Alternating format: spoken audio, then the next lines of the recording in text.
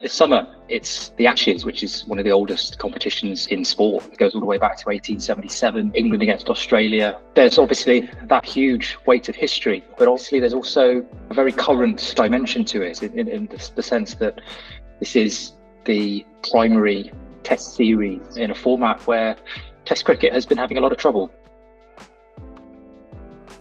The thing about Test cricket is that it's always been considered the ultimate form of the game. 5 days, no limits on how long you can bat for, but it's not necessarily the one that drives the most revenue. So in many ways, England and Australia aren't just kind of battling each other, they're battling this entropy which has been engulfing cricket and the test match format in recent years. The Ashes are one of the few series remaining, I think, that can really capture the broader imagination beyond, your traditional cricket fan.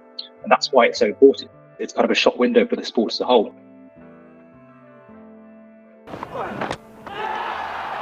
Australia haven't won in England since 2001.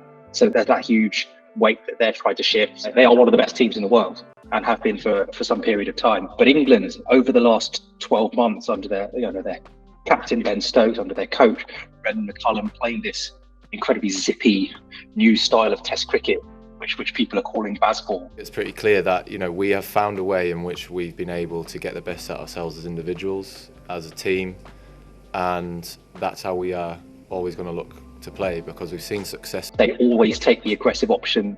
They're prepared to risk losing, and when the stakes are at their absolute highest, that's when we're going to see the real test of this England team. And so there's almost this huge unknown, like how are England, who have not been the greatest Test team in the last few years, going to go against an Australian team who have champion cricketers, who have a weight of results behind them, and are really quite sceptical about this whole England revolution.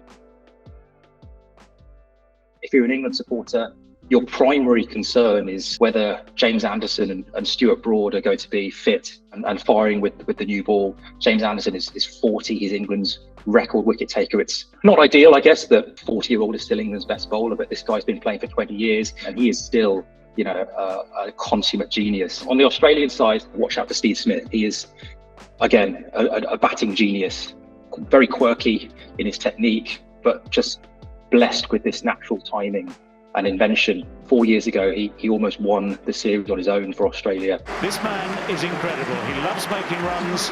He loves making them against anyone, but in particular, England in the Ashes. England are going to need to find a way of getting him out, because if Steve Smith has a big summer, Australia are going to be leaving England with the Ashes home.